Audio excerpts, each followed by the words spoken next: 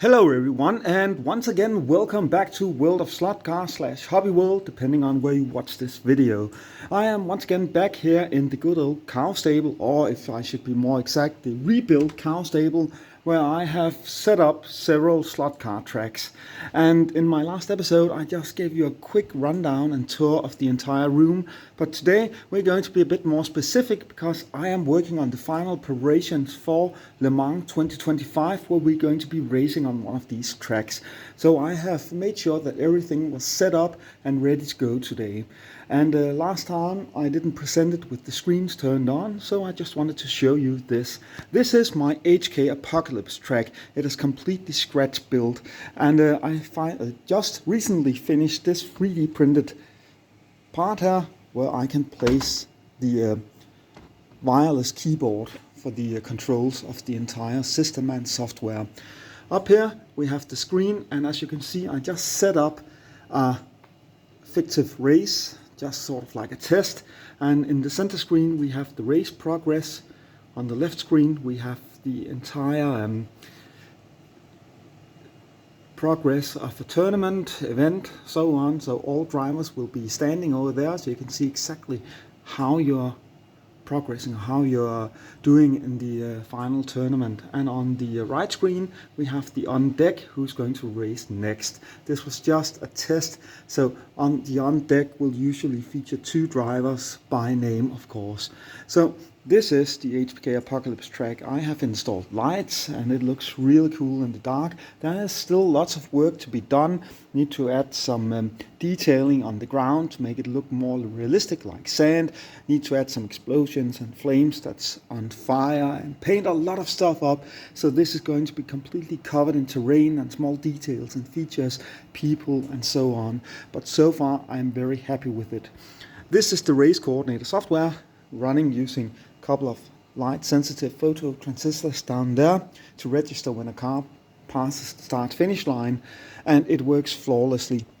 I designed these small ones here, buttons, call buttons you can hold in your left hand while holding the throttle in the right. If you fall off the track, you'll just hit this and you'll create a yellow flag on the track. So sort of like you can also start the race with this.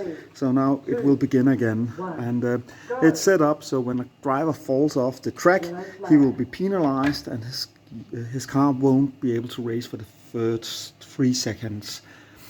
The other track is my good old one over here. That's actually kind of a work in progress at the moment, because I have been sculpting and making a lot of 3D models over here.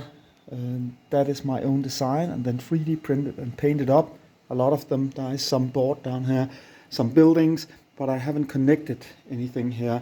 There are lights in this podium, for example, that illuminates the drivers up here.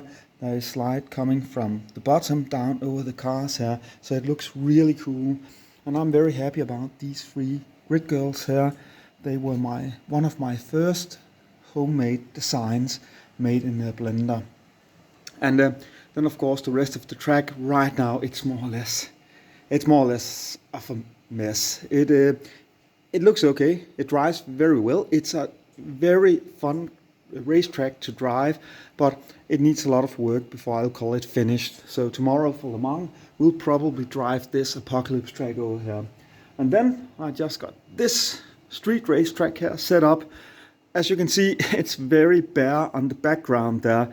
The idea is that I'm going to make buildings and all kinds of stuff that will be 3D printed, own design again, and then creating the scenery along the track here, so we get the impression of a modern city where people or young people are street racing down through along the street here. It looks really well. So again, race coordinator software, also functional, works for the purpose, and I just tested it.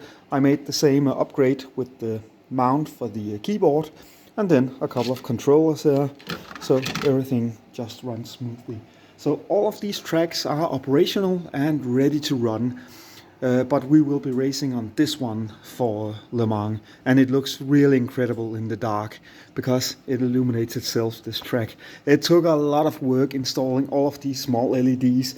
I used a clipper on the top of the LED. It has this rounded edge, and I just clipped it off and then sanded it down to diffuse the light a bit, so it got it wasn't so intense, it wasn't so spotlight, and that worked really well. So I think this looks incredible. So the fourth track in the room, also displayed it in the last video, but we'll just go a bit more into details this time. This is the fourth track. I really like this. This was a week's work during last summer holiday, and I think it turned out great. The general idea was to get it a bit cartoony, and then a lot of trees, and making it look a bit like an old mining area. And it's another scale than the three other tracks up there. They are 1:32. This is 1:43, and I need to add a lot of this stuff here because it was made so much in a hurry that it has a lot of flaws. There are holes in the foam. A section like this doesn't look very well because I just used a knife to cut this off. So I'm going to install some of this ground cover here along these areas just to hide all of the places where I was a bit quick with the work, sort of to say. And as I use this foam and cut something off, there's also some white holes showing in through. If you just look like that, doesn't look very well. So I'm just going to hide that with undergrowth or vegetation. But this track, that is absolutely incredible to drive, and very difficult because there's a large area where you can't see your car, but you can still hear it. So that is where you need to sense and feel your car going around. And this has the option of creating a yellow flag using this call button too. And usually when we race, we have a specific number of yellow flags we are allowed to use. And if you use more than them, you're disqualified.